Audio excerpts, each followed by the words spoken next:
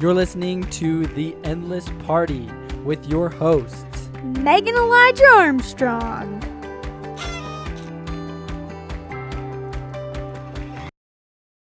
Hello, everybody, and welcome back to The Endless Party. Welcome. Thank you, Meg. So, we're actually discussing a book today that both me and Meg have read, and it's called The Four Agreements, obviously, from the title, The Four Agreements Party. It's by Don Miguel Ruiz. It's R-U-I-Z. Anyways, great author. He does a great job. Great guy. I don't know him at all, but he wrote a great book. He seems like a great guy. That's great. So, he seems like a great guy. So, we wanted just to dissect the four agreements and how we're striving to implement them into our own lives, as well as hopefully help you guys see the value in them and maybe even implement them in your own lives. Yes, so I will just give a quick summary of the book. Sweet. So the whole idea of this novel is that society has scripted us to act and think and behave in a certain way. But for us to find true happiness, we must first choose to believe in ourselves and then choose to let go of the social scripting. And the way we can do that is that we can make 4 agreements to ourselves to accomplish this. Yeah, that's pretty much the summary of the book.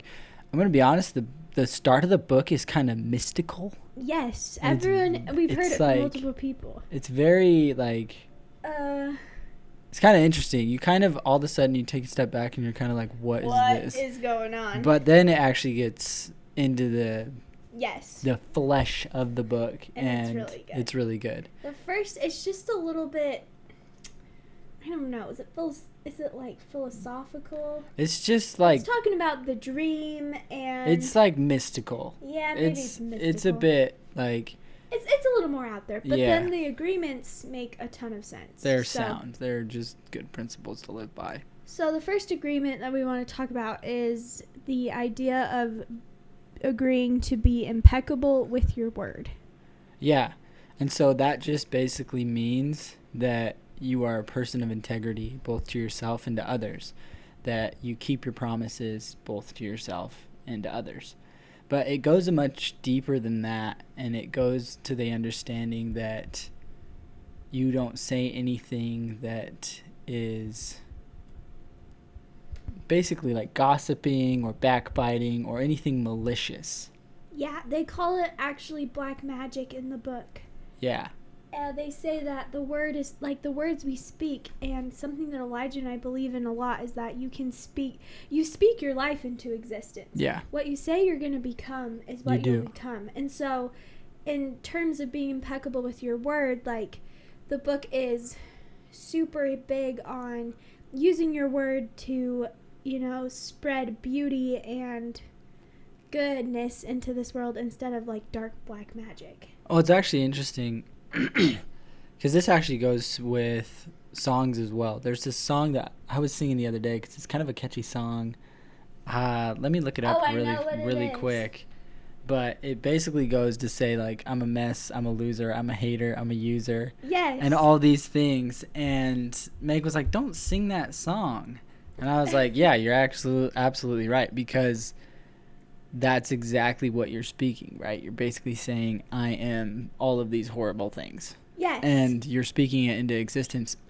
This is kind of a side note, but a few years ago, I actually had kind of like a religious teacher teach a concept about the phrase I am. Excuse me. And then, so if you read in the Bible, the Lord says he is the great I am, right? And so I don't want to get so deep into Christianity and religion today, but it's this understanding that not only are you condemning yourself when you say I am and fill it in with something negative or pessimistic, you're also actually taking the Lord's name in vain. Oh, because he said I am. Because he's like, I am that I am. I am the great I am. Right. Right? So then if you say I am a loser, I am a mess, basically you're saying God is a loser, God is a mess. Ooh. Right? So it like that goes pretty deep, but it's just something to kind of consider and think about with when it comes to your word and just really being impeccable with your word, both to yourself and to others. And what we've kind of just touched on is the understanding that this is more to yourself. Yeah.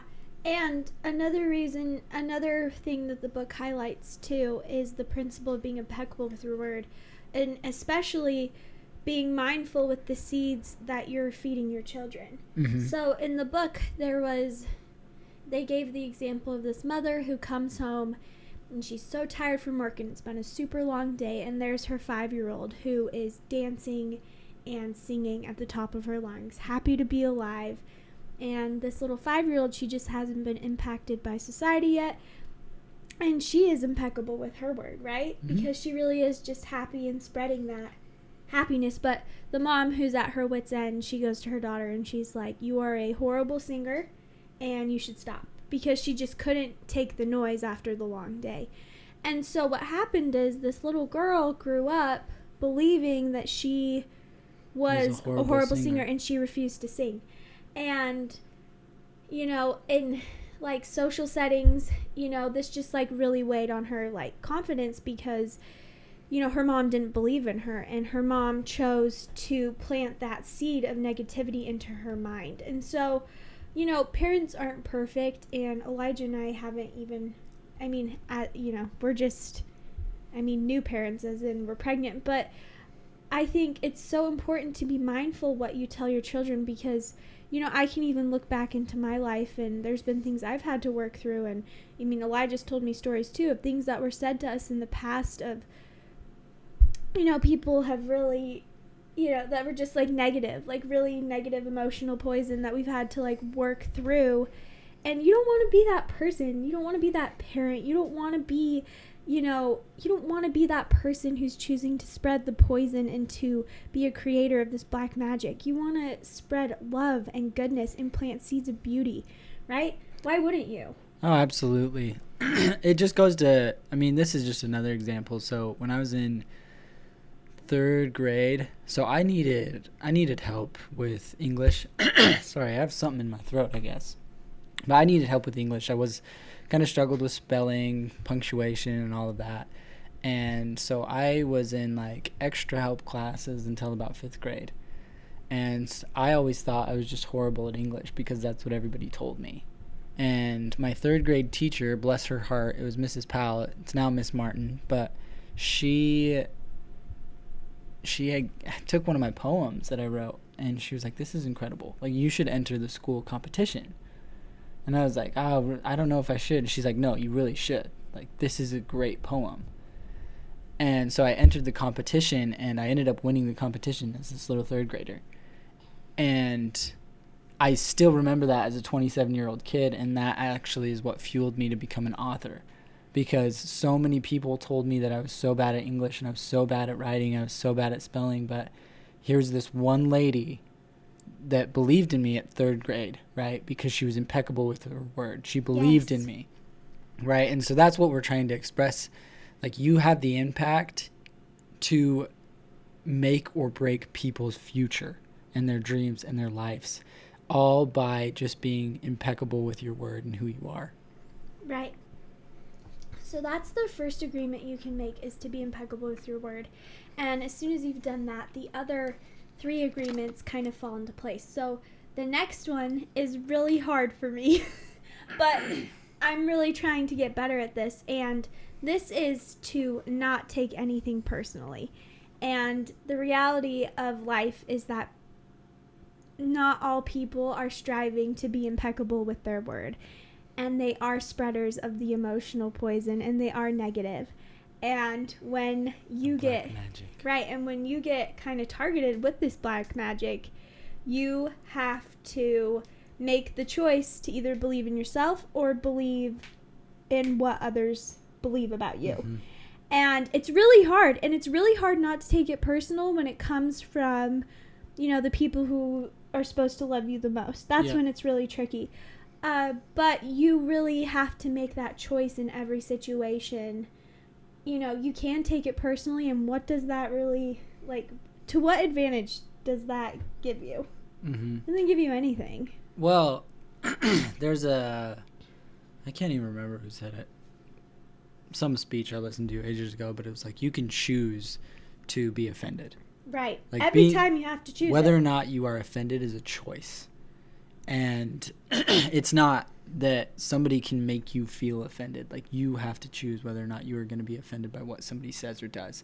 For example, so I served a church mission, and in any religion, I don't care if you're Christian, I don't care if you're Hindu, I don't care if you're Muslim, if you go out and to serve other people, you will be belittled, you will be criticized, you will be condemned, no matter what you're preaching.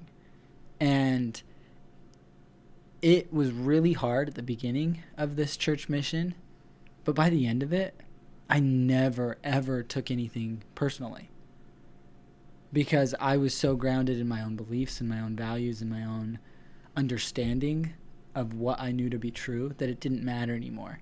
And so I think that's partly what helps, is not taking anything personally, is just being so big that nothing can disturb your peace. Right? Like developing your own confidence and your own belief and your own power to recognize that you are limitless, that you have all of this divine potential, and you can't let somebody else take that away from you. At the end of the day, it is ultimately your choice if you take something personally. Like if somebody says that you're garbage at something, or if somebody says that you won't amount to anything. Well, do you want to prove them right and then not amount to anything and just take it personally? No, it's like, prove them wrong. Don't take it personally and move forward. Right. And I think something that can help you with this agreement too is, everybody's inside their own head living in a completely different world. Yeah. And you have to recognize that people aren't thinking the way you think. They don't share the same perspective. They don't share any of your viewpoints. And so this can also make it easier to forgive people when they have wronged you, because they really don't know what they're doing. A lot of times. Yeah, I will say this. A lot of Sometimes times they do. Yeah, most of the time, people aren't out to maliciously hurt you. I don't think so. Most of the time, they have good intentions, and they don't want to belittle or backbite or any of those negative things. But a lot of times they do. Right. Right. And so you can really choose not to take it personally and just kind of brush it off your shoulder. Yeah. The third agreement you can make to yourself is this idea that you shouldn't make assumptions. So don't make assumptions. So this is super dangerous, because when we make assumptions, we create these false realities. And then when we buy into these realities we've created, you can cause yourself a lot of unnecessary pain. Mm-hmm. How many times have you interpreted something that someone said and made an assumption about it, and it was completely, like, your assumption was completely false, and you kind of eat your words? Oh, yeah. I've done this a lot. I've done this a lot of times. There's actually a story that I know of. It was it's an interesting story. So there was this husband, and he was basically at the stage of our life. They were about 2 years into their marriage. He just got this very successful job, so he had to dress in a suit and a tie. Good-looking guy, married a beautiful young lady, and his wife started to get suspicious that he was cheating on her. And so she started to kind of follow him and do all this stuff. And the reason that she got suspicious is she found in his pocket a receipt for a motel. And so she followed him to the motel that day. So she followed him all the way to work, watched him at work, and then he traveled to the hotel before he came home. And so she gets to the hotel and she starts bawling, just crying, because this man walks in. And the man walks out before his wife leaves. And he sees his wife in the car, and he's like, what the freak? What's going on? What's she doing here? So he gently knocks on the window, and then she won't open it. He's like, open the door. What are you doing? So she opens the door, and she's like, I know you're cheating on me. And he's like, where do you get that idea? And she's like, I saw the receipt for the motel. And he just starts laughing. And he goes, the guy who runs the motel also runs the laundromat that's connected to the motel. His cash register was broken at the laundromat, so he just rung me up at the motel. I came to get my dry cleaning. Oh, my word. Right? And so all of a sudden this wife was mortified at how like foolish she'd been, because one, she just didn't trust her husband, and two, like she just made this big assumption. Right. And so she caused herself all this unnecessary pain because of this assumption. And that just goes to the point that this principle is trying to make, that if you start to assume things, you are going to cause yourself so much unnecessary misery. Yeah. And again, I think too, in relationships, in order to not make assumptions, you have to have the courage to ask questions in order to come to understanding. Of course. So questions are never a bad thing. No. I don't think it's ever wrong to try to understand people, understand where they're coming from. Even try to understand why they're saying the things they're saying. Oh, absolutely. I wish I was brave enough, and maybe I should be, like, when things are said that I don't appreciate, be like, okay, so, like, where is this coming from? Like, I just need to know, right. like, why are you saying this? Are you trying to hurt my feelings now? No, like, really, are you trying to? Because I just need to know, because I don't know how to, like, interpret this. Well, and it's actually interesting. The better relationship you have, the easier it is to ask those questions, because it happens with me and Meg all the time. If I misspeak and she's like, hey, so could you explain that a little more? And be like, yeah, I'm so sorry, that's not what I meant at all, right? And so it's easier said than done. Yes. But definitely, if you do have that courage to ask questions, it's going to clear up a lot of assumptions that your brain naturally makes. Yeah. And then the last agreement is just simply to do your best. And something that I loved in this chapter of the book is this idea that your best is going to look different depending on the circumstances that you're in, and it's going to change on any given day. But it's still important to always give your best. For example, I think your best can look different. Like, for me, your best can look different when you're pregnant with twin girls. Absolutely. Like, my best exercise pregnant with twins is not my best exercise when you're not pregnant with twins. Or even when I get a really solid, great night of sleep, my best then looks different than when I get a horrible night's rest and I feel tired and groggy. But the most important thing is that you are giving your best every day, no matter what it looks like. No, absolutely. This principle is actually one of my favorites, because if you're able to do this principle with all the other principles, like, everything comes to pass. Everything comes into fruition. So cool. And it's pretty cool, because doing your best just means taking full responsibility for your actions and for who you are and what you're striving to accomplish in life. And like Meg said, your best can vary from day to day. I can honestly say that as a track athlete, I remember doing some grueling workouts, and some days I was on. Some days we were so one off. Like, for example, one staple workout for me in high school was 16 by 400, right? And so that just means one lap around the track, and I would do it 16 times with a certain amount of rest in between. There was one day that I hit every single one straight on, no complaints. I was just on fire. My head was in the game, right? All the things. I did that workout 3 weeks later, and it was garbage. Like, worst workout I've ever done. So bad, but it was the best that I could give that day. For whatever reason, I wasn't in it. Right. And so just make sure that you are also lenient with yourself to recognize what your best is on any given day. Yes, and something that Elijah's really helped me to understand is doing your best doesn't equate to perfection. Yeah. And sometimes that's what I get so caught up in. I'm like, man, but did I give my best? Because this effort wasn't perfect. I fell short. I failed. This didn't work out, but the cake I made isn't perfect. There's a crack in it, right? Or whatever. So is this my best? And it's like, yes, it is, and that's okay. Mm-hmm. And it's just so important that you pick yourself up and try again when you fall short, knowing that you've given your best. Yep. And that can be like the motivation and courage to help you, try again. Yeah. Absolutely. Just Ogmandino has a simple quote that's, "I will persist until I succeed." And that's all really that you have to do. Persist until you succeed. Yeah.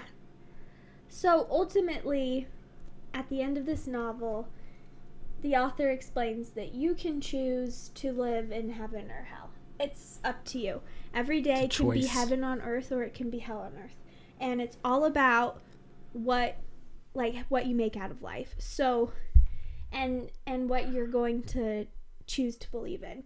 And if you adhere to these 4 agreements, then heaven, living in this state of heaven, is attainable, and you can feel that peace and that joy every day. Absolutely. It just is up to you. Yeah.